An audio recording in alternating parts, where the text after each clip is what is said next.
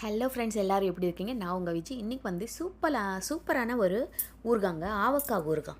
இது வந்து ஆந்திராவில் ரொம்ப ஃபேமஸ். இந்த ஆவக்காய் வந்து மாங்காய் சீசன் ஆரம்பித்த உடனே ஆரம்பிச்சிடுவாங்க. நம்ம நல்லா ஏப்ரல் எண்டில் இல்லை மே ஃபஸ்ட்டில் நல்லா மாங்காய் வந்து நல்லா ஒரு மழை பெய்யும்.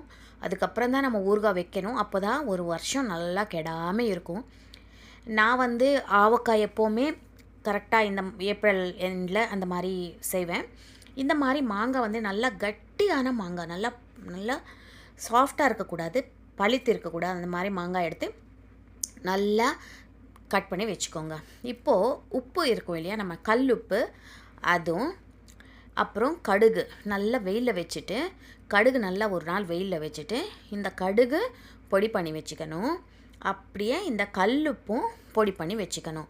நார்மலாக நம்ம என்ன பண்ணுவோம்னா, கடுகு இந்த மாதிரி நல்லா சாஃப்டாக மிக்சியில் அரைச்சாலே போதும். இது வந்து நம்ம ஊறுகாய் கலக்கிறதுக்கு முன்னாடி நம்ம அரைச்சி வச்சுக்கணும். ஏன்னா கொஞ்சம் கசப்பு இருக்கும். அது வந்து ரொம்ப நாள் அப்படியே வச்சுட்டோன்னா அது ஒரு மாதிரி ரொம்ப கசக்கும். நீங்கள் ஃப்ரெஷ்ஷாக அரைச்சி அப்போ உடனே போட்டிங்கன்னா, யூஸ் பண்ணிங்கன்னா சூப்பராக இருக்கும். இது வந்து 2 டிப்ஸும் நீங்கள் மறக்காமல் ஃபாலோ பண்ணுங்கள். இப்போ ஒரு பவுல் எடுத்துக்கோங்க, ஒரு ஜாடி எடுத்துக்கோங்க, ஒரு நல்ல பெரிய பேசின் எடுத்துக்கோங்க.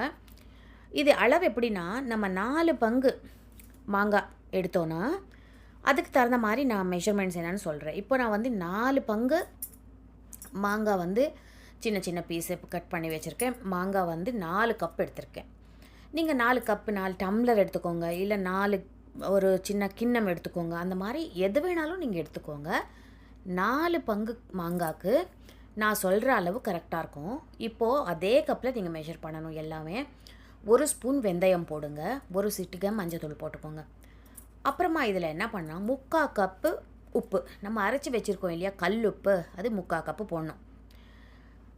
இந்த கல்லுப்பு போட்டதுனால 3/4 கப்பு. நீங்கள் வந்து கடையில் கிடைக்கிற சால்ட் யூஸ் பண்ணிங்க, டாட்டா சால்ட் அந்த மாதிரி யூஸ் பண்ணிங்கன்னா அது வந்து கொஞ்சம் கம்மியாகவே போடணும். ஏன்னா இது வந்து உப்பு கொஞ்சம் கம்மியாக இருக்கும். அந்த டாட்டா சால்ட் அதெல்லாம் ரொம்ப உப்பாக இருக்கும்.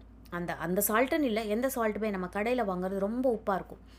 அது வந்து கொஞ்சமும் கூட கம்மி பண்ணிக்கலாம். இது வந்து 3/4 கப்பு கரெக்டாக இருக்கும். இப்போ நம்ம கடுகு பொடி பண்ணியிருக்கோம் இல்லையா, அதுவும் 3/4 கப்பு தான். உப்பும் கடுகு பொடியும் 3/4 கப்பு தான் நம்ம போடணும். 3/4 கப், 3/4 கப்புனா 3/4 கப், ஓகேவா? இப்போது ஒரு ஃபுல் கப்பு காரம். நம்ம இந்த காரம் வந்து கடையில் வாங்கினதாலும் இருந்தாலும் ஓகே, இல்லைன்னா நல்லா மிளகா காய வச்சுட்டு நல்லா மிஷினில் கொடுத்துட்டு ஆட்டி வச்சுக்கோங்க. ஆவக்காய்க்கு எப்போவுமே நம்ம நல்லெண்ணெய் இல்லைன்னா கடலெண்ணெய் தான் யூஸ் பண்ணணும். இந்த 2 எண்ணெய் தான் நல்லாயிருக்கும் ஆவக்காய்க்கு. நம்ம வந்து 1/2 கப்பு எண்ணெய் கரெக்டாக இருக்குங்க. 3/4 கப்பு உப்பு, 3/4 கப்பு கடுகு பொடி, 1 கப்பு காரம், 1/2 கப்பு எண்ணெய். இதுதான் கணக்கு. நீங்கள் என்ன அளவு வேணாலும் பண்ணிக்கோங்க. எண்ணெய் நிறைய ஊறுகாய் வேணால் வச்சுக்கோங்க. இதே தான் கணக்கு. நீங்கள் நல்ல கையில் தான் இது கலக்கணும். ஸ்பூன் வச்சு நான் சூக்க கலக்கணும், வேலைக்கே ஆகாது.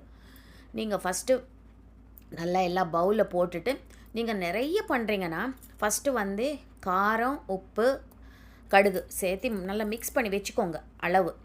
அப்புறமா கொஞ்சம் கொஞ்சமாக இதுவும் கொஞ்சம் கொஞ்சமாக இதுவும் நல்லா மிக்ஸ் பண்ணிகிட்டே வாங்க.